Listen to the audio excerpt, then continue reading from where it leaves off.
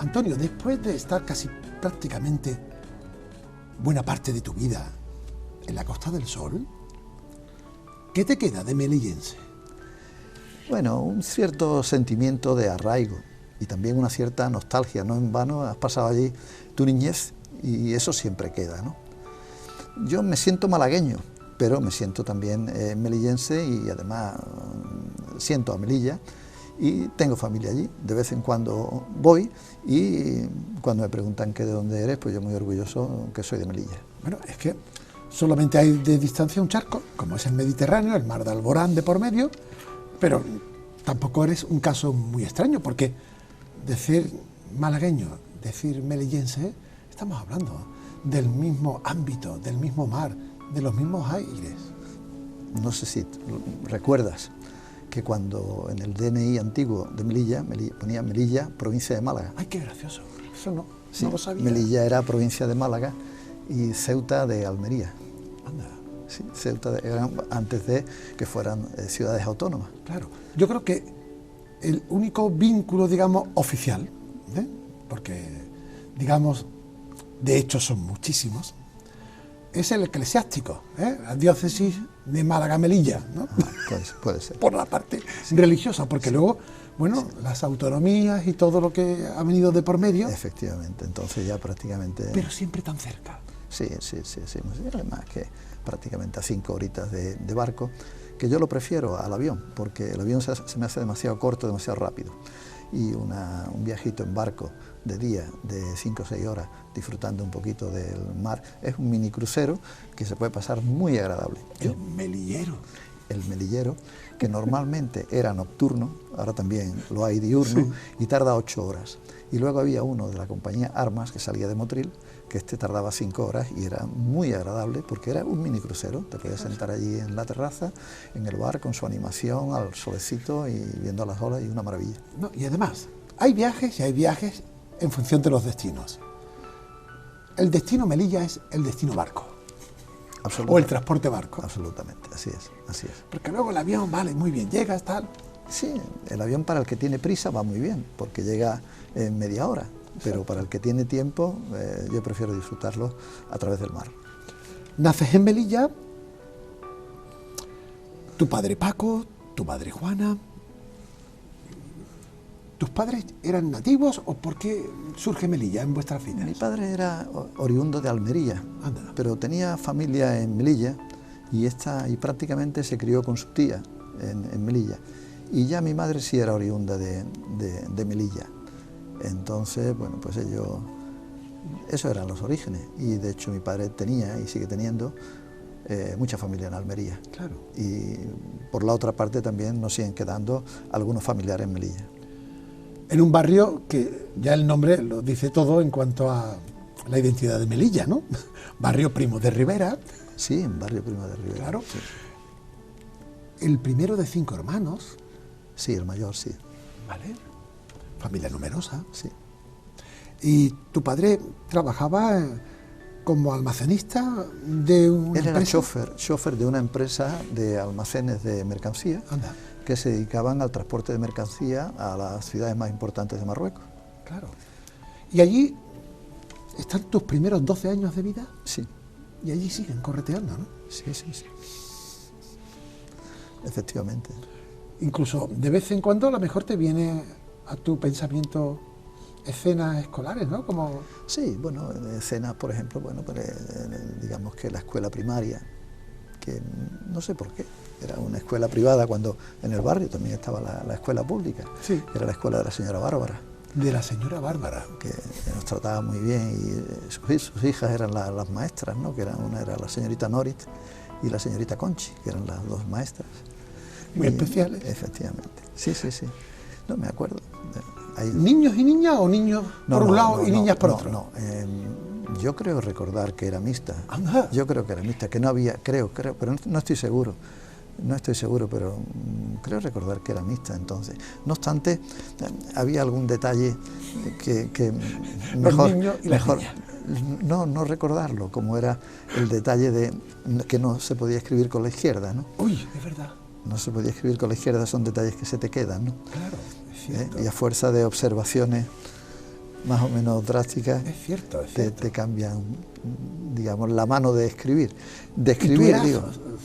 ¿Tú eras zurdo? Era zurdo. Y creo que sigo siendo zurdo, a pesar de que después de todo aquello ya escribo con la derecha. Ay, qué gracioso. Sí, sí, sí. Y ahí quizás viste que la enseñanza tenía unos códigos y unas disciplinas, ¿no?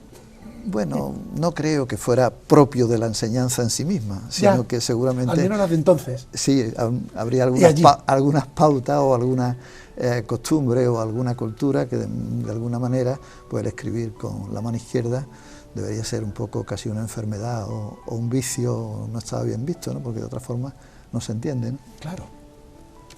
¿Quién le iba a decir a ese niño que iba al colegio de la señora Bárbara a aprender lo que había que aprender, las letras, las cuentas, a iniciarse en el mundo de la formación básica, que al cabo del tiempo, ya con sus canas de por medio, iba a escribir un libro de lo que cuando era niño jamás podía imaginar, entiendo yo, cómo sería un libro sobre la cocina, sobre la hostelería, sobre el mundo de, bueno, pues, de la hostelería. ¿Tú te lo podías imaginar? Bueno, en este aspecto en concreto de la cocina, ni de niño ni casi de adulto. Vale. De la hostelería en general, sí, ¿no? Por un poco lo que ha sido después la trayectoria profesional que ha venido después, ¿no? Pero inicialmente y en aquella época uno no sabe dónde va a terminar, ni en qué profesión, ni qué es lo que vas a hacer, ni si te va a gustar más o te va a gustar menos. La vida te va llevando por unos derroteros y digamos que te dejas hacer o te dejas creer, y al final hay por ahí un dicho que dice que lo importante no es hacer lo que uno quiere, sino querer lo que uno hace. Y esto que yo he venido haciendo lo he hecho con cariño, claro. Lo he hecho con gusto. A veces mi mujer me lo reprocha, claro, pero he tenido ese defecto. O esa virtud, que todo se mire en función de las circunstancias. Lo cierto es que ese niño, con su familia, a los 12 años, dice que Melilla es historia, que cruzamos el charco y como otros muchos melillenses, a la península, a Málaga, que a lo mejor aquí hay más oportunidades, ¿no? Efectivamente, aquello del transporte hacia Marruecos era una de las 1000 crisis que ha habido con Marruecos y sobre todo en materia de transporte. Aquello fue a menos y mi padre, de la mano de un familiar que estaba en Málaga y estaba trabajando en la compañía de autobuses de Ciudad Jardín, pues le dijo de venirse de chofer, y entonces se vino y empezó a trabajar de chofer en los autobuses de línea de Ciudad Jardín. Qué bueno. Y al poco tiempo pues nos vinimos la familia. No existía la MT, eran líneas privadas, ¿no? Sí, era una empresa que creo que se llamaba Conejo. Conejo creo que era el propietario de aquella línea de autobuses, creo que sí. Familia Conejo, por cierto, lo trataron muy bien, le dieron trabajo y ahí estuvo un montón de años, hasta que con el paso del tiempo ya la compañía creo que pasó al ayuntamiento, sí, a ser pública. Como había otras líneas que tenían concesión con empresas privadas. Efectivamente. Y entonces pues yo era hijo del chofer, con lo cual yo cuando me subía al autobús decía de la casa y no tenía que pagar. Qué bueno. Y eso me permitía estar pues medio día dando viaje de Ciudad Jardín al centro y del centro a Ciudad Jardín, que era también una forma de entretenimiento, porque el autobús, al ser de la casa, era gratis, ¿no? Menos mal, algo había que tener ventaja. Sí, bueno, era un entretenimiento de la época para un chiquillo de 13 años, ¿no? Sí, pero tú, Antonio, no cogiste muchas veces el autobús por placer, porque pronto empezaste a trabajar. Sí, sí. Y a lo mejor ya el autobús se convertía en un medio de transporte necesario, que a lo mejor no te costaba el dinero, pero no era ya una novedad de niño de darse paseíto. Sí, sí. Ya después, cuando, bueno, hubo un periodo intermedio de un par de años que fueron trabajos locales, de tipo informal, así... ¿En una panadería? Bueno, no en una panadería, con un matrimonio que repartía pan. Ah, distinto. Sí, sí, el matrimonio repartía pan, ellos no tenían Distribuía panadería. el pan que Ellos fabricaban o hacían sí, otros. supongo que lo conseguíamos en una panadería, ellos iban con el burro, con sus capazos repartiéndolo. Por allí, por la zona de Ciudad Jardín. Sí, todo aquello. Y yo iba con mi bicicleta, con mi cajón de madera de pan, lleno de pan, pues a los distintos vecinos que había que repartirle, y estuve con ellos un tiempo, no me acuerdo, pues a lo mejor un año o una cosa así. Después algún otro trabajillo informal, hasta que aterricé en el Miramar de Málaga como aprendiz de camarero, y ahí empieza ya, digamos, la historia y la relación estrecha con la hostelería que, bueno, que he mantenido, que te ha acompañado, que sigo manteniendo incluso a día de hoy, ¿no? En lo profesional e incluso ahora, ¿por qué no? También en lo personal. Sí, y en alguna medida también pues el contacto semiprofesional a través del grupo de mayores, por lo cual no perdemos la vinculación ni con los hoteles, ni con los compañeros que están en activo, y también con los compañeros que ya somos amigos, que estamos en la misma situación, de bien con el grupo de mayores o bien... El grupo de mayores de la empresa Meliá. Sí, de la empresa de los hoteles de Meliá en la Costa del Sol. Efectivamente. Que eso es importante y que luego comentaremos. Pero, Antonio, el trabajar tan joven, con 13, 14 años, bueno, eran otros tiempos, eso hoy es impensable por circunstancias legales, lógicamente. ¿Por qué de buenas a primeras había que trabajar? Había que buscarse la vida. ¿Cuáles eran tus inquietudes? Bueno, era un periodo, en alguna medida, yo creo que se daba una situación de que ya que había dejado los estudios por el cambio de ciudad y demás, pues bueno, tampoco no es que me atrayese mucho, pero bueno, era la forma y la costumbre habitual de entonces de empezar a trabajar prontito, ¿no? Y en ese sentido, pues con estos trabajos informales... ¿Eras el primero de la familia? Sí, el mayor, porque después mis hermanos han tenido, yo creo que la posibilidad, yo creo que también, lo que pasa que en menor medida la deseché seguramente ¿Por ser el primero? Por estos motivos, pero ellos sí, ellos han seguido con sus vidas y de la mano de una formación bastante más completa y más amplia que la mía, que le ha ayudado en su evolución profesional, en su trayectoria de vida, ¿no? Entonces, claro. Pero bueno, que se mezcló un poco todo. Sí, sí, pero bueno, afortunadamente, a pesar de mi trayectoria de la forma que fue, creo que desde mi punto de vista estoy satisfecho y en alguna medida, desde mi modesto punto de vista y mis aspiraciones, creo que ha resultado exitosa. Yo estoy contento. ¿Seguro? Sí. ¿Seguro? Sí. Porque no se aprende solo en las aulas, en las facultades, se aprende en el esfuerzo, en el día a día, en el reto, en aquello que uno desconoce y va aprendiendo, y eso está donde estén las ganas y donde estén las ilusiones, y eso a ti, aunque fueras muy niño, no te faltaría, ¿verdad? Bueno, el descubrir. Sí, uno no llega a conocerse a fondo, creo que son las personas que te van interpretando a lo largo del tiempo, claro. Creo yo, las que te van de alguna manera escalonando y posicionando en la vida, ¿no? Es decir, tú te dejas llevar, te dejas querer, vas haciendo, sí, pones ganas. Bueno, efectivamente, pones empeño, tienes una actitud, tienes una forma de ser, claro. Y luego vienen pues las personas que tienen en esos momentos, en cada una de las situaciones, pues las potestades de premiar o penalizar, ¿no? Y en casa, bueno, tú sabrás, ¿no? Sí, sí. Te diría... No hubo ningún problema. Paco y Juana. Sí, no hubo ningún problema en ese sentido, porque también no es que fuera un tema de necesidad, ya. Pero era un poco la costumbre de la época. Y que eso, se vaya haciendo un hombre. Sí, sí, efectivamente, no estaba mal visto. Y luego tú sabes que sí. O dabas una parte para tu casa o no la dabas, o ya ibas guardando para cuando te fueras al servicio militar, y luego todo este tipo de cosas, o te independizabas parcialmente, y luego te ibas compartías el resto con los padres, en fin, todo este tipo de situaciones, ¿no? Intermedias. Hay que contarlo porque lo que tú has vivido, y yo también, hoy suena chino. Sí, sobre todo en las generaciones que han venido después, ¿no? Sí, era eso de decir que empezar a trabajar con 13 o 14 años, sí. En una bicicleta repartiendo pan. Sí, no, efectivamente, y llegar creo que a los 16 al Hotel Miramar. Esa es otra. Habiendo experimentado 3 o 4 trabajos previamente, ¿no? Es decir, además del reparto de pan, pues creo que estuve también cobrando por ahí con un corredor comercial, que él vendía, daba crédito y yo iba con la bicicleta cobrándole a los clientes. ¿Era también, el utilitario? Sí, en este caso, ¿no? Era el medio. Después creo que un corredor de aceite también estuve Este hombre se dedicaba a vender aceite de las almazaras y operaciones de este tipo. No sé qué pintaba yo allí, porque pero bueno, estuve también trabajando en esa oficina durante un tiempo, y luego ya pues vino lo del Hotel Miramar. Ahí voy. Empieza la...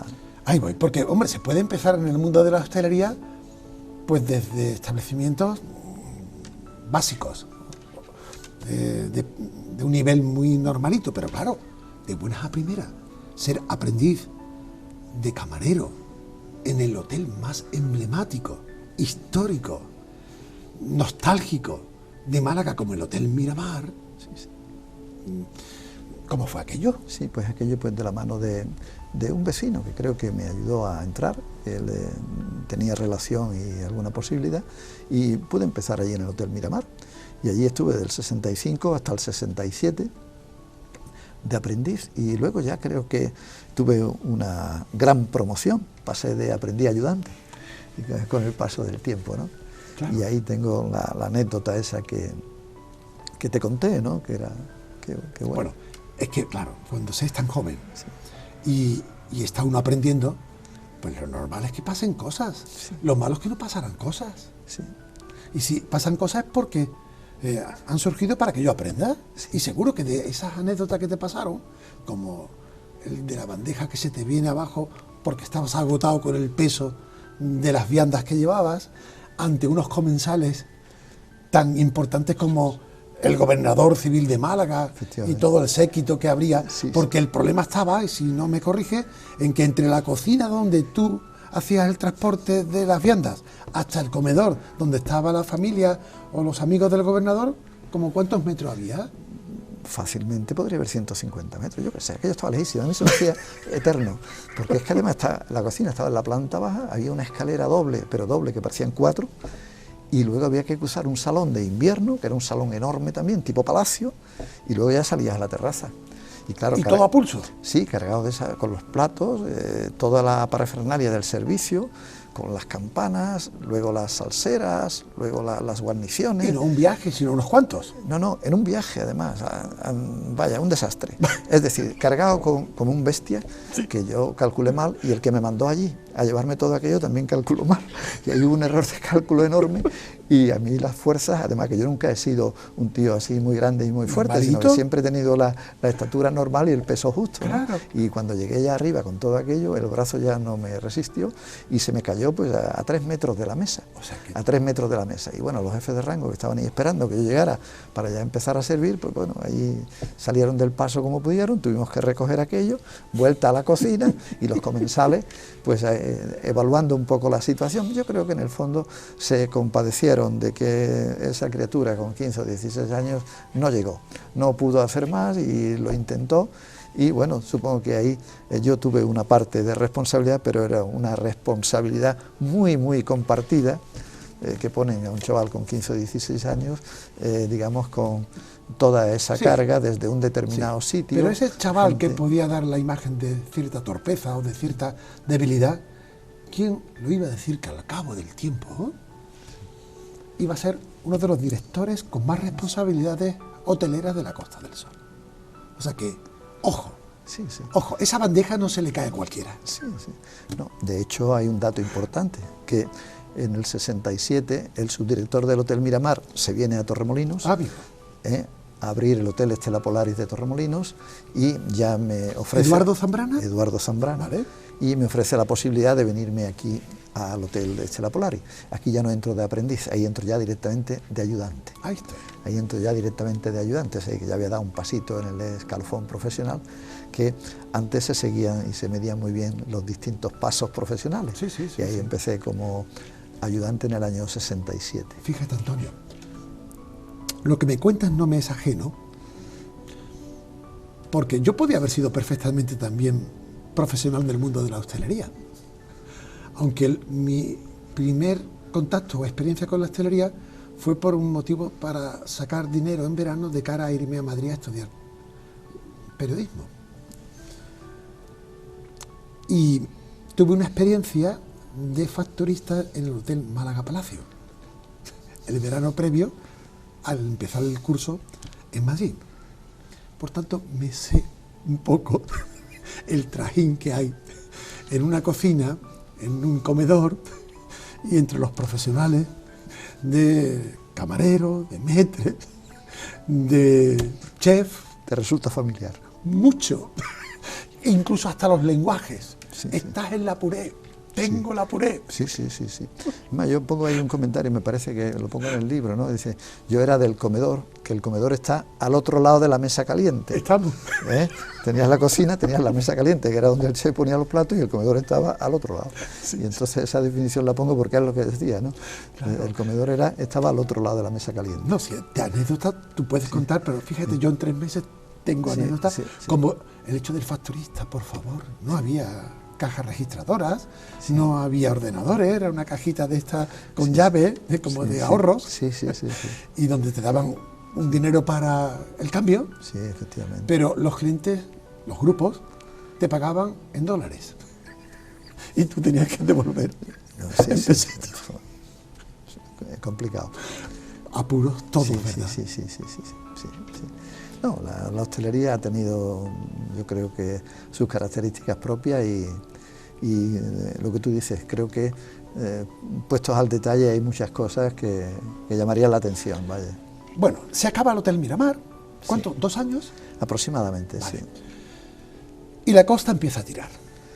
Sí. ¿Torremolinos? Sí, en Torremolinos ya, en aquella época ya empieza a ser época dorada, ¿eh? O sea, ya aquello era una época importante de crecimiento. Y además de este hotel, pues ya estaba también el Pez Espada y ya no sé si el Santa Clara ya también estaba funcionando y ya había unos cuantos hoteles y aquello iba más. Y este La Polaris lo abrió una compañía danesa que era Tjersborg, que además tenía la compañía, creo que era de aviación Sterling, y eran de un cura danés. Un cura danés era el propietario de la empresa.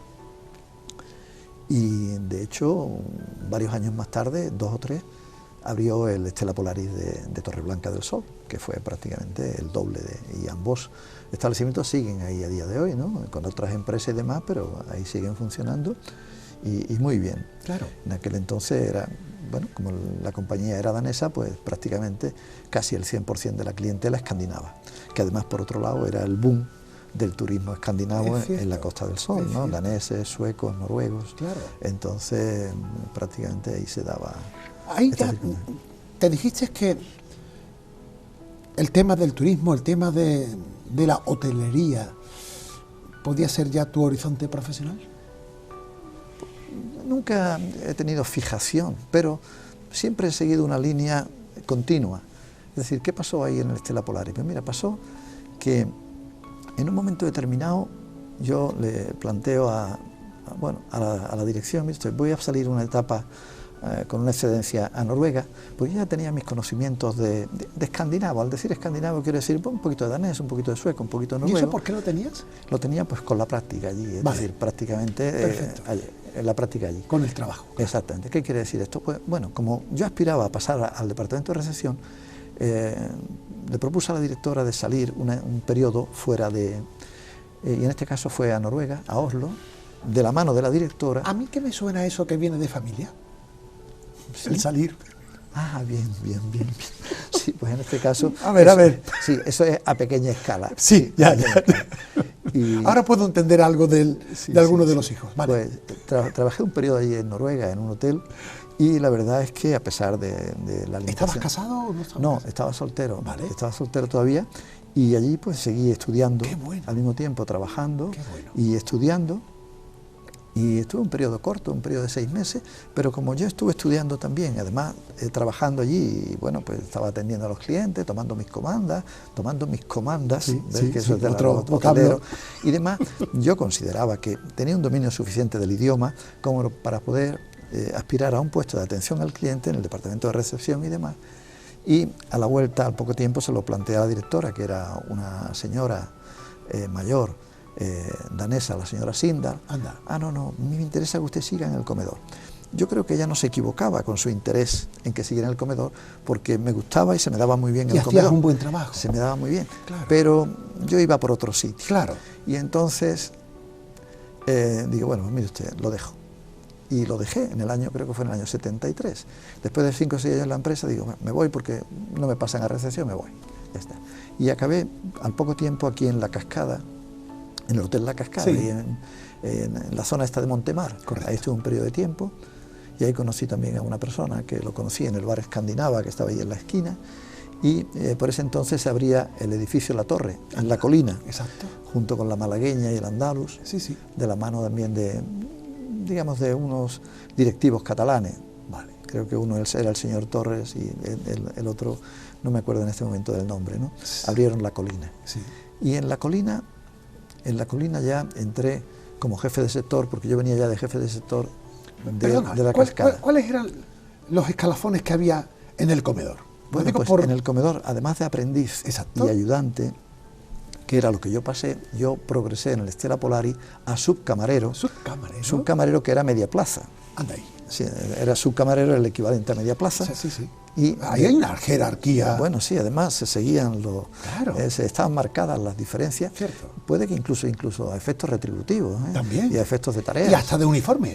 Y efectivamente, Claro. a efectos de uniforme. Siempre había sus matices en la uniformidad en relación con la ¿Qué categoría. más escalafón había? Pues de subcamarero o media plaza pasabas a jefe de rango. Toma.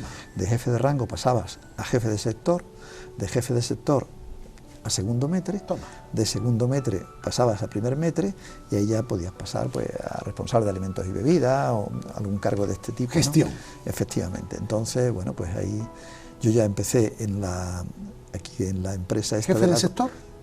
¿Ahí? Sí, jefe de sector, ¿Sector? efectivamente, aquí en La Colina. Aquí ya sería, ¿no? Aquí en La Colina, sí, ya iba. Todo depende cómo te lo plantees. Claro. Y hay gente que cuando llega a jefe de sector, eso parece que es capitán general. Dice, es que mi hijo ha llegado a esto, ¿no? Entonces, ¿por qué? Porque los cargos estaban muy definidos, muy señalados. Y claro, también partiendo desde la misma base, cuando llegabas a un puesto de eso, pues te sentías reconfortado, Claro. ¿no? Y que más o menos ibas Un estímulo. avanzando en el camino profesional, ¿no? Entonces, en La Colina entré en ese puesto. Allí fue donde conocí a mi mujer.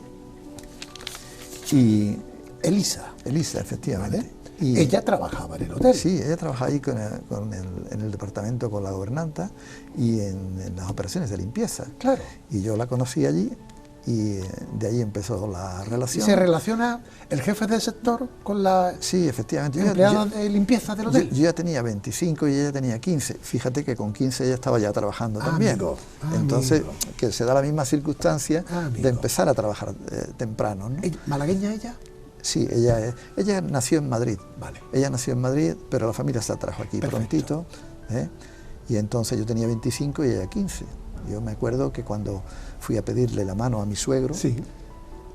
decía, creo que me dijo, tenía un bar por ahí en la playa de la Misericordia, y me dijo, tú ya tienes espolones, ¿eh? Como le hagas algo a mi niña y dentro tengo una escopeta y la saco.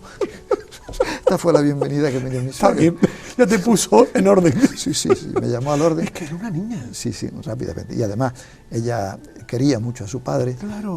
tenía una empatía y con él enorme, era su niña, yo no digo preferida porque no sé cuál era la relación con las otras, pero se querían mucho, ¿no? Claro. Y entonces, pues, el llegar, yo con 25 años, 10, 11 años mayor que ella, Claro. ya me puso sobre aviso de que cuidado y ojito con lo que haces, porque si no, te pongo firme, vaya. Total, Entonces, ¿cuántos años de noviazgo? de noviazgo creo que fueron 3, me parece. Poquitos. 3. Para lo que se estiraba. Sí, 3. Y ya después nos casamos. Y bueno, ella tiene ahora, creo que la edad la puedo decir, tiene 64. Vale. Quiere decir que de 15 a 64, pues llevamos de relación 49. Magnífico. 49 años. Sí, pero una relación que a efectos formales, desde la boda, ya tuvo su peculiaridad. Ah, sí, absolutamente. Y por mor del trabajo. Efectivamente. Porque, Antonio, tú tenías que ser una persona, y eres seguro una persona muy seria, en cuanto a la responsabilidad del trabajo, ¿no? Quizá, a lo mejor excesivo, ¿no? ¿Verdad? Quizá era excesiva, sí.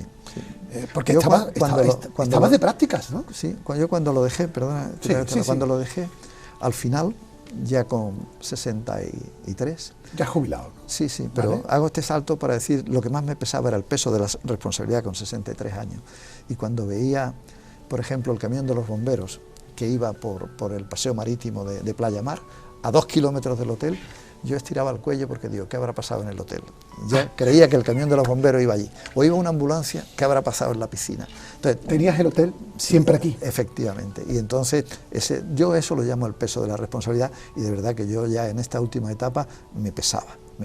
Creo que ha formado parte siempre, ¿no? Pero en esta última etapa esto fue lo que pasó. Allí en el Miramar, en la colina, como decía, nos llevábamos además el Palacio de Congreso de Torremolinos en alimentos y bebidas, y llevábamos también, que no sé si te lo comenté, la venta de Torreblanca. Anda. Sí, la venta de Torreblanca, que si la conoces. Sí. La conoces, claro. Tiene su placita de toros. Claro. Y entonces... Torreblanca del Sol. Sí, sí, de Torreblanca. Fuengirola. Sí, sí. Vale, sí. A la entrada, correcto. Sí, sí. Yo celebré mi boda allí.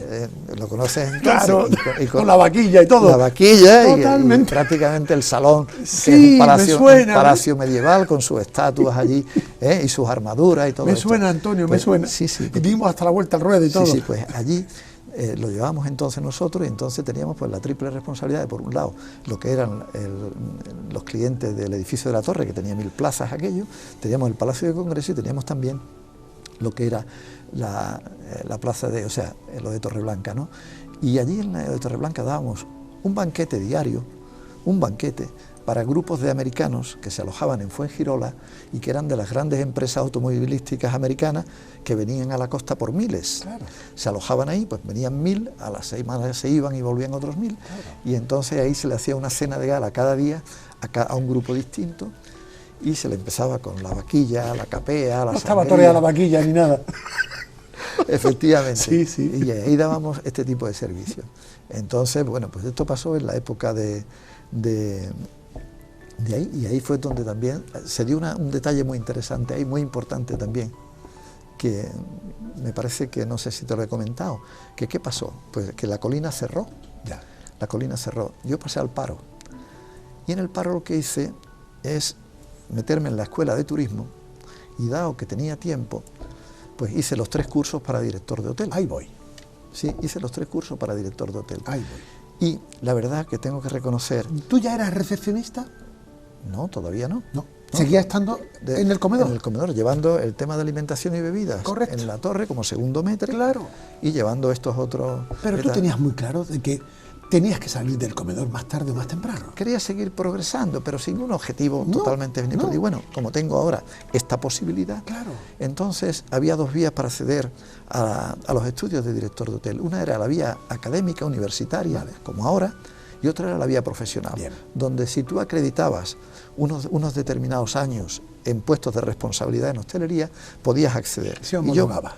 exactamente. Yo por esa vía pude acceder a los cursos. Vale. Entonces, en la Escuela de Turismo Costa del Sol, que está por allí, por Paseo de Sancha, allí hice los 3 cursos, y también tengo que reconocer que allí yo estaba en el paro, con lo cual, pues, de alguna manera tenía tiempo para estudiar, pero había compañeros que estaban activos. Unos eran directores, otros eran jefes de recepción, Claro. otros eran agentes comerciales, Claro, y claro. otro gente pues que a lo mejor tenía un poco de tiempo. Pero yo tenía tiempo, entonces Claro. lo aproveché muy bien y saqué adelante los 3 cursos muy bien. Pero también teniendo que reconocer que como yo venía de comedor, cuando hablaban de del rack, o cuando hablaban de cualquier de la mano corriente, y estas palabras del Sí, gremio sí, sí, que eran sí, de sí, recepción, pues yo me ponía más colorado porque yo no tenía ni zorra idea de qué era aquello, porque claro, yo venía del comedor, de Claro, camarero, de una parte muy concreta. y me ponía más colorado que nada. Pero bueno, a pesar de eso, lo salvé bastante bien, y Y sacaste los tu 3 formación. cursos. Y además tengo que reconocer que el número 1 en los 3 cursos, pero también es verdad que yo tenía tiempo. Los otros Vale. compañeros que estaban estudiando, pues unos estaban trabajando, estaban mucho más condicionados de tiempo, pero lo aproveché. Lograste tu objetivo. Exactamente. Y cuando en el año, terminando de estudiar en la Escuela de Turismo, se abre el Hotel Príncipe Otomán, o mejor dicho, se reabre después de su cierre, porque cerró, Sí. bueno, tuvo una etapa de funcionamiento con la empresa que lo construyó, que creo que era una empresa libanesa o árabe, y cerró. Y después lo reabrió Meliá en el año 78. Y yo no sé por qué yo tenía el pálpito de que a lo mejor yo ahí podía entrar, a lo mejor podía entrar. Era un cambio de empresa. Bueno, en este caso era del paro Exacto. a A una nueva empresa. Efectivamente. La cadena Meliá. la cadena Meliá, que entonces no era Meliá. Y a lo mejor... ¿Cómo era? Que tampoco, en aquellos entonces eran hoteles mallorquines Hoteles asociados. mallorquines, Asociados, vale, es decir, vale. después vino lo de Otasa, después vino lo de Meliá. Correcto. Pero bueno, la empresa Bien, tampoco bien, era bien. entonces lo que era hoy, ¿no? ¿Eran Pero 4 estrellas? entonces era un 3. Un Entonces era un 3. Vale.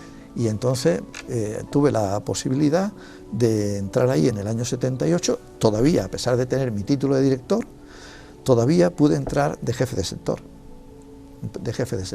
Todavía en el comedor. En el comedor. Con tu título. Con mi de título de director. director, pero Bien, todavía pero ahí estaba el efectivamente. tema. Vale. Luego, ¿qué pasó? Pues que pasé a segundo metre y luego pedí a la empresa si me permitía, como el hotel cerraba el periodo de invierno y íbamos al desempleo, si me permitía hacer prácticas en otro hotel de la empresa durante el periodo que el hotel estaba cerrado. No me tenían que retribuir y de alguna manera yo quería aprovechar ese tiempo. Claro, para formarte. Y lo hice durante 2 años en el Hotel Aloha Puerto, que lo pasé muy bien. De recepcionista. De prácticas de recepción. Exacto. Prácticas de recepción no retribuidas. No retribuidas. Digamos complementariamente a la plantilla, pero sin estar contratado. Antonio, ahí fue cuando te pilla la boda. Sí, efectivamente, ahí me pilla la boda. No, es que no quiero que... No quiero irme de ahí.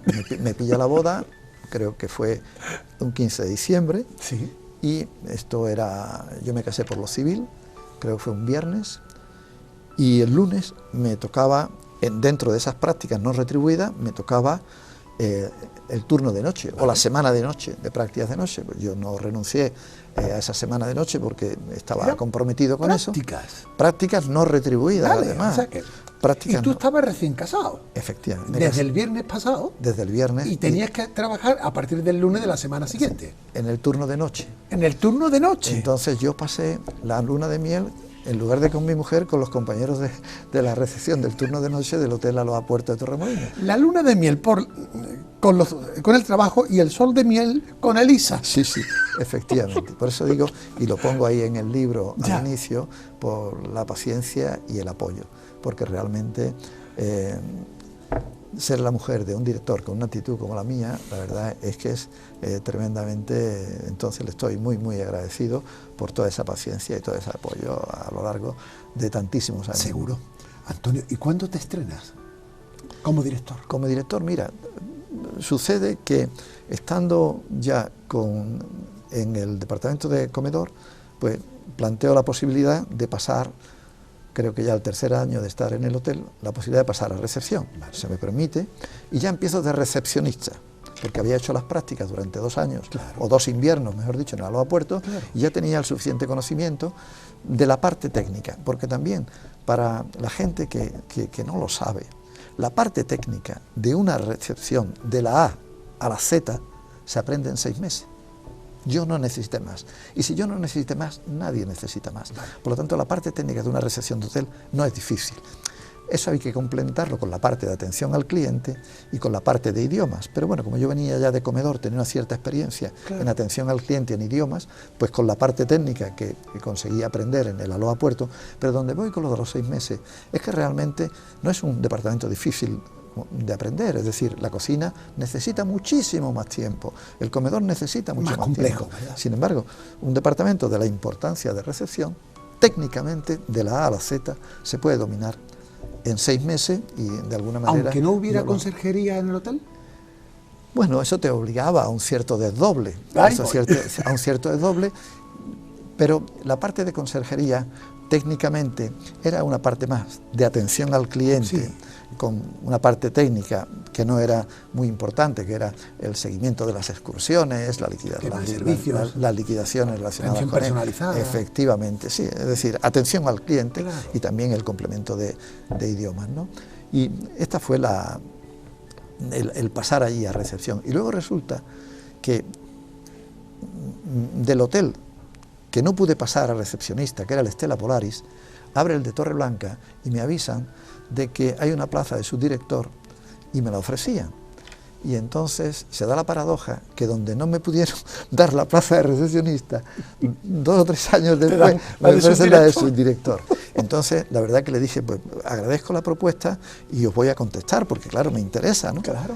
Pero entonces en lugar de contestarles a la primera, lo que hice, digo, bueno, como hoteles mallorquines, en este caso Meliá, me ha permitido pasar de comedor a hacer práctica, recepción, me fui a Palma de Mallorca y con el director de Recursos Humanos, Gabriel Cánave, le planteé, digo, mira, me han ofrecido esto y lo voy a aceptar porque estoy en esto.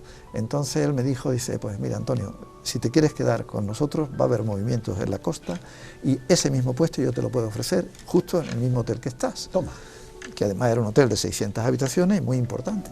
Y entonces digo, pues si eso es así, Gabriel, pues, encantado. Claro. Gabriel Cánaves, que me ofreció aquello, mantengo una relación con él, casi como con mi mujer desde el año 78, era el director de Recursos Humanos, entonces sigue siendo el director de Recursos Humanos de Meliá hoy, 45 años después. Toma. Y además, desde hace muchísimos años lleva también la división de Cuba, es el director de la división de Cuba, ¿no? Y mantengo con él pues, una muy buena relación profesional todo el tiempo y ahora también de afecto personal, ¿no? Pues me ofreció el estar de su director en Príncipe. Vale. Y esto era ya el año 83. Entré en el año 78 y en el 83 era subdirector. No me quiero perder, estamos en el Príncipe Otomán. En los inicios. En los inicios. Y luego, bueno, te mantienes 36 años sí. en el Príncipe Otomán. Sí. Ahí se acaba un sí. poco... Sí, ahí de alguna manera termina mi vida profesional. Sí, pero después de 36 años. Efectivamente, termina mi vida profesional porque 2 años después de coger el puesto de subdirector, Pepe Seguí, que era el director entonces, pasa a director de zona porque la cadena se expande muchísimo en Costa del Sol y también en Andalucía, y pasa a ser director regional. Y entonces yo paso a director de hotel, habiendo entrado en el 78 en el hotel, en el 85 paso a director, mi primer puesto como director y además un debut en un hotel de 600 habitaciones, lo cual era de alguna manera un gesto de confianza enorme por parte de la empresa en relación con una persona novata que empieza en el puesto y demás, pero me dieron esa oportunidad y poco a poco, con mucho te dieron la oportunidad y te la trabajaste. Sí, yo hice todo lo que pude previamente y después y desde entonces hice todo lo que pude para mantenerme, porque a veces lo que se dice no se sabe qué es más fácil, ¿no? Si llegar o mantenerse. Pues yo creo que es mantenerse. Mantenerse, porque además también las empresas grandes tienen una enorme importancia, pero también hay lo que decimos, a veces una parte de nuestro éxito en llegar a la jubilación es haber podido sobrevivir a todas las turbulencias de las distintas crisis, coyunturas, pero no solo vaivenes. No ya solo por los temas sociales que han habido de por medio, sino también porque en el caso de tu perfil, Antonio, es que tú partes no de cero, casi de menos cero, desde un punto de vista hotelero. Y no creo que existan muchos directores de hoteles que hayan tenido el bagaje, el aprendizaje, el trayecto, que partiendo de ser un aprendiz de camarero, que se le cae una bandeja ante el gobernador civil, pues esa experiencia luego ha servido para que seas un director solvente en una empresa puntera como la Meliá, y eso no es casual. Yo quiero también pensar que hay un componente de suerte importante. Siempre, yo creo que en el destino de cada uno hay un componente de suerte. Es decir, cuando yo estaba en el comedor, en el Hotel Príncipe, en el año 78, al poco de entrar, había una mesa de directivos de Meliá, incluido algunos de la zona, y yo había estado precisamente ese año 78 en la mesa del convenio en representación de un sindicato. Y mira por dónde aquella persona también estuvo en la mesa del convenio, pero por la parte empresarial. Y cuando me vio allí, le dijo allí a los directivos de Meliá, de Palma de Mallorca, dice, cuidado con aquel, que aquel estaba en la mesa del convenio y bueno, era delicado. Bueno, entonces Gabriel Cánaves, director de Recursos Humanos, que estaba también en esa mesa, cogió al metre en una parte a Ángel Quesada y ya le preguntó, oye, mira, que me han dicho esto, ¿qué tal te va? Aquel jefe de sector que Ángel Quesada, que hoy es el consejero delegado también de los hoteles Don Pedro, Don Pablo y Don Marco, dijo, mira, a mí me va bien, porque él era primer maître allí entonces, claro, me va bien en el departamento y yo estoy contento con él. Aparte que Gabriel Cánaves, digamos que de alguna manera también, digamos, yo no le caía mal, porque ya me había permitido hacer las prácticas en recepción de la Loa Puerta con anterioridad, y salvé aquella situación. Pero si no salvo aquel momento, pues seguramente nada de esto hubiera pasado. Pues posiblemente. Y depende de un hilo, por eso digo, hay un componente de suerte que no hay que perder de vista, claro, y que yo creo que en el destino de cada uno de nosotros creo que influye. En mi caso, creo que si tuviéramos que poner 3 o 5 nombres propios de los que tú hayas aprendido, Antonio, el oficio de ser profesional de la hotelería en todo su conjunto, ¿cuáles pondría en esa bandeja imaginaria? Yo pondría, es decir, yo he estado dispuesto de alguna manera a sacarle provecho un poco a todo, pues a través de formarme, a través de la lectura.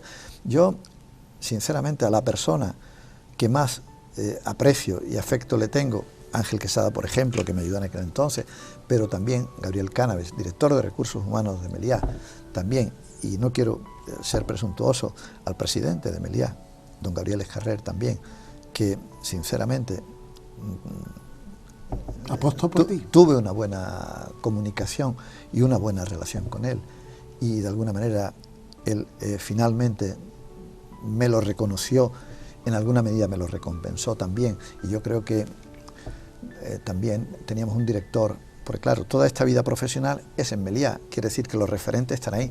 Teníamos un director de división, claro, don Miguel Sureda, una persona entrañable, pero además un superior que me podía haber echado 4 veces, no me echó ninguna, porque mis incumplimientos o mis indisciplinas en relación con el hotel, claro, superaban en bastante medida lo que la empresa me podía permitir, pero llegar, por ejemplo, al hotel y haber tirado yo todo un techo de escayola del comedor porque aquello estaba griteado, estaba mal, sin ningún tipo de autorización por parte de los superiores, simplemente porque consideraba que aquello iba a ser. A mi llegada empiezo y cambio por completo los placares del personal y hago unos placares nuevos. Pero no se equivocaron. Entonces todo este tipo, y luego cuando lo mando ahí las fotos y demás me dicen, pues tenemos que felicitarte, pero tú sabrás lo que ha costado. Claro. Pero también hay que tomar decisiones. No, y también lo que decimos, en el fondo, mire usted, yo he podido cometer toda esta indisciplina, pero todo eso está aquí, no está en mi casa. Claro. Y todo eso está yo. Pero bueno, hay empresas y personas que te lo permiten, claro, y hay empresas y personas. Quiere decir que estos representantes y estos líderes pues están dentro de la empresa y les tengo mucho aprecio y mucho agradecimiento. Y durante todo este tiempo de trabajo, de compromiso con tu profesión, bueno, la familia está presente, vienen 3 hijos al mundo. Pues sí.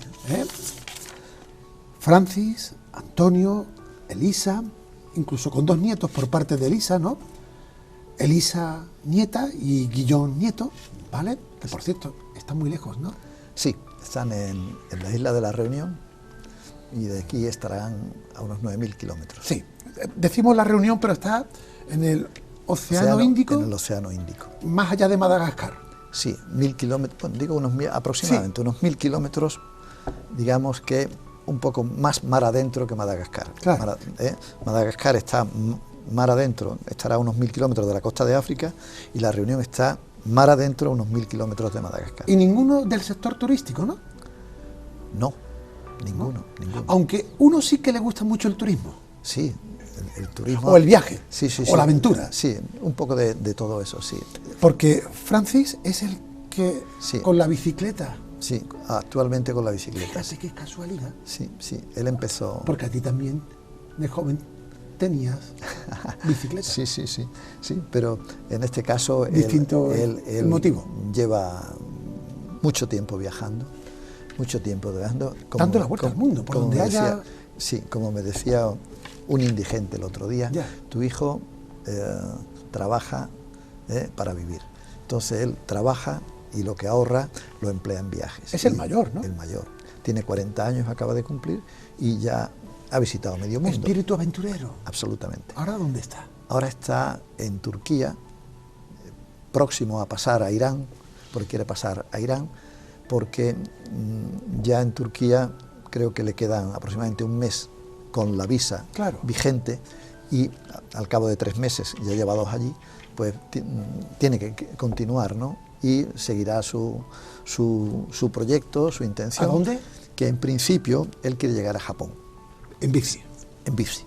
Si los recursos económicos le sostienen para todo eso, pues llegará. Y si no, pues parará y buscará un poco de rehabituallarse económicamente y ver cómo lo hace. Pero tenemos que reconocer que en esta última etapa reciente, pues empezó aquí en Málaga y prácticamente de Málaga llegó a Grecia. Es decir, toda España, luego Francia... Eso es un suspiro.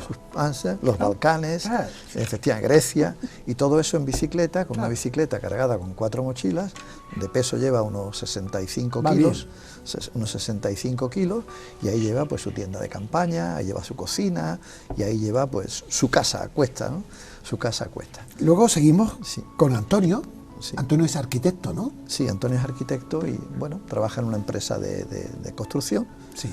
Y él está aquí con nosotros. Él está aquí. Bueno, sí. ya eso es una ventaja. Sí. Porque entre Francis y Elisa, sí. Sí. el mundo se ha abierto y sí. Afortunadamente Antonio se mantiene aquí. Es relativamente una ventaja, porque a veces nos comunicamos más. Ah, también es verdad. Y vemos más a quien está a 9.000 kilómetros, cierto, que mi Antoñito, que está en Torremolinos. Claro. Por esto de las nuevas tecnologías y demás, verdad. Siempre le prestamos más atención a los que están lejanos, y además en este caso están los nietos también de por medio, pero efectivamente él está aquí y teóricamente más cerca. Fíjate, ¿no? 3 hijos y un libro. Sí. No sé si has plantado algún árbol. Bueno, soy malo porque planto, pero riego muy mal y normalmente me los termino cargando, ¿sabes? Es mi mujer la que me está constantemente adoctrinando para que mejore un poco las prácticas de jardinería. Antonio, ¿qué hay en este libro, además de tu vida? En ese libro hay una intención de si todo esto que yo he hecho y todo esto que tanta gente conmigo han hecho, en este caso el personal de cocina principalmente durante tantos años, ha servido, sirve y puede servir a los que vienen detrás, pues la intención es pues trasladárselo para que ellos vean si realmente tiene alguna utilidad. Eso es la experiencia y el conocimiento de un montón de gente que hemos trabajado durante muchos años juntos, que a mí me ha tocado jugar un determinado papel en relación con ellos, y que esto es lo que yo de alguna manera considero que una persona que espere a jugar el papel de director dentro de un establecimiento hotelero debe conocer para estar completamente familiarizado y hacer dentro de lo que cabe la mejor gestión de ese importante departamento, pues debe de conocer. Y hay casi 90 o 100 páginas del libro que van sobre higiene alimentaria, que creo que son de obligado conocimiento para los jefes de cocina y para sus equipos. Por lo tanto, yo creo que mi intención y mi convencimiento es que puede ser de utilidad, pero no soy yo. Y a mí que me da, Antonio, al margen de la generosidad que supone hacer un libro como esto, para los que vienen detrás y que quieran trabajar en esta profesión, hay también como una especie de terapia ante la jubilación. Bueno, es también, es decir, de alguna forma, que hay, yo creo que en España, quizás más que en otros países, socialmente puede haber una sensación de una cierta invisibilidad al colectivo de mayores. Yo creo que ese hombre que decía hace poco en la tele, que salió, que se hizo famoso, de somos mayores, no idiotas. Exacto. En relación con esto, creo que es una reivindicación en parte justa de que, no sé, yo creo que hay mucha experiencia acumulada en muchísimos mayores que la sociedad debería habilitar medios para aprovecharse. Estoy contigo. Y eso hay una corriente que se llama el edadismo. Pues no sé exactamente. Que quiere poner edad y con la edad quiere poner limitación. Entonces, cuando la edad no es ninguna limitación. Sí, es lo que efectivamente, tiene esa intención, ¿no? De un poco, no digo rebeldía, pero sí reivindicación, ¿no? De que los mayores, yo con mi hijo he estado haciendo un viaje en el 2019, hemos estado 3 semanas entre Tailandia y Filipinas, ¿no? Pero en plan aventurero, ¿no? Yo con 70 y él con 35, y hemos hecho muchos kilómetros allí, en la parte de Tailandia que no es precisamente la turística, y bueno, a los 70 años todavía uno está en condiciones de ese tipo de experiencia. Claro. Ahora he intentado, pero no he conseguido, con él, el Camino de Santiago, desde Salamanca, 500 kilómetros a pie. Cuando llevaba 140, ya los zapatos dijeron hasta aquí hemos llegado porque me estaban haciendo polvo los pies. Pero puedes hacer todavía este tipo de alguna manera, no digo de aventuras, pero este tipo de prácticas, ¿no? Claro. Y luego pues está este otro entretenimiento, y luego está, por ejemplo, pues el estar en el grupo de mayores, intentando también.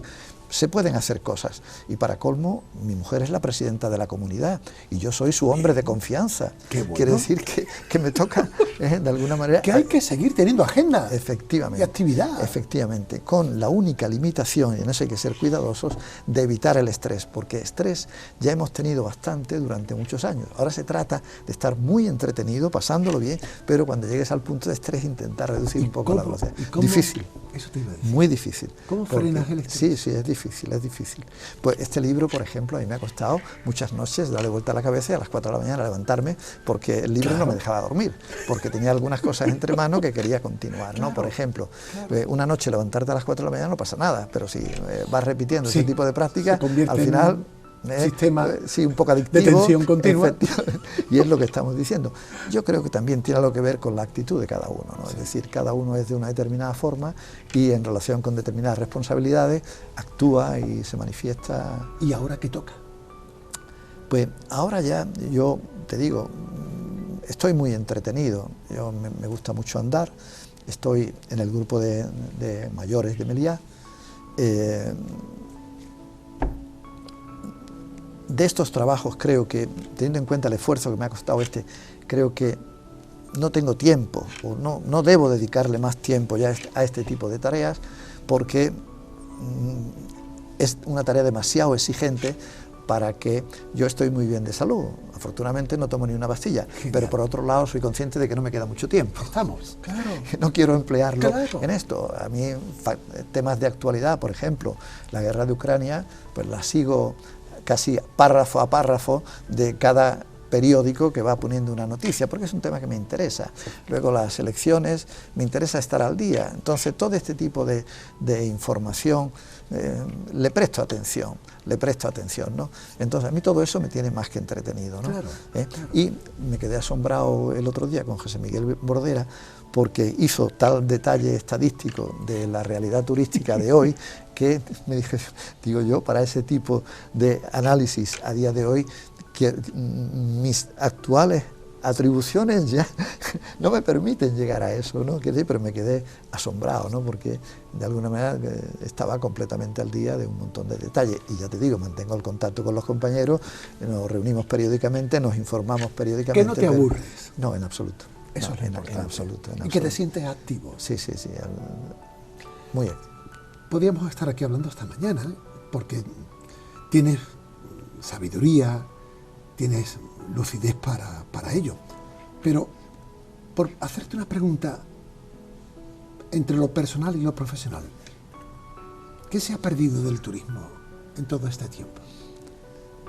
Yo te digo una cosa, yo no sé que se ha perdido algo. No, yo no soy nostálgico, yo creo que se ha mejorado, y se ha mejorado muchísimo, Yo eso de que, y hay mucha gente que adolece un poco de este planteamiento de que tiempos pasados fueron mejores, no.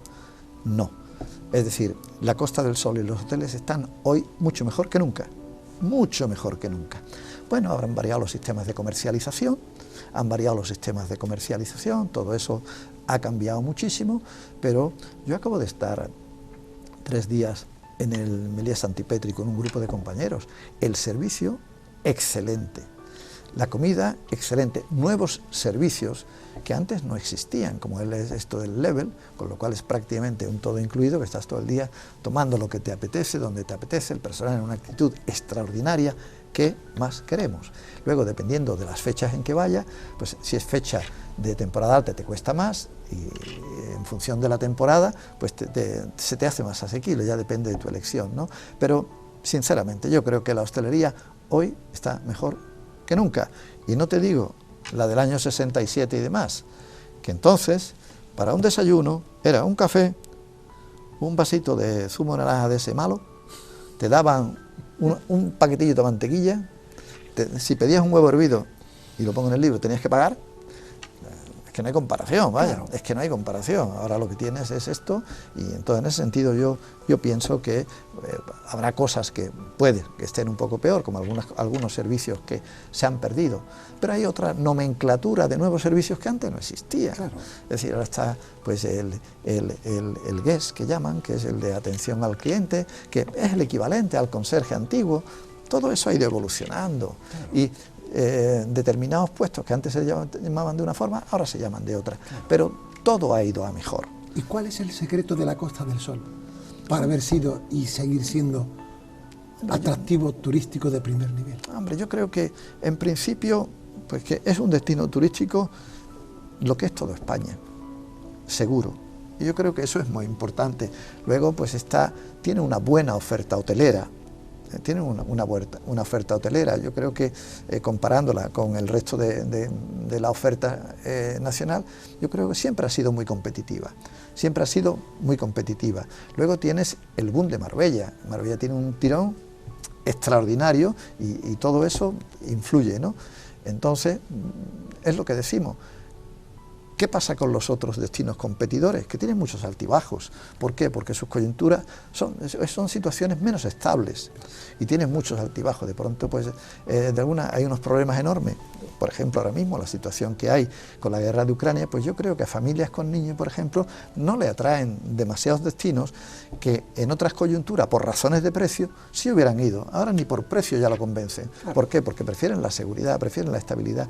Y yo creo que la estabilidad y la seguridad es una parte importante de España desde el punto de vista de seguridad, pero luego están temas como esto que estamos hablando ahí, de seguridad alimentaria. Exacto. ¿Dónde encuentras la seguridad alimentaria de la normativa europea en otros destinos? No están en Europa, y si no están en Europa, los niveles de exigencia en temas alimentarios no es lo mismo, sea el Caribe o sean otros países de fuera de la comunidad. Son argumentos que a veces no lo ponemos en valor, pero le dan una solvencia. Es que es importantísimo, claro. Importantísimo. La normativa que decimos aquí, europea, el sistema de autocontrol APPCC, que tienen la obligación de tener todas las cocinas en España y en Europa, eso fuera no se da, claro. Ni siquiera en Estados Unidos. Y eso es normativa europea que ha complementado la que había en España con anterioridad, que la había. Pero, por ejemplo, el tema de alimentación yo creo que es un tema importante. Hay que ver, Antonio, lo que ha aprendido el niño que se le cayó la bandeja en el Hotel Miramar hasta hoy. Ha sido un placer.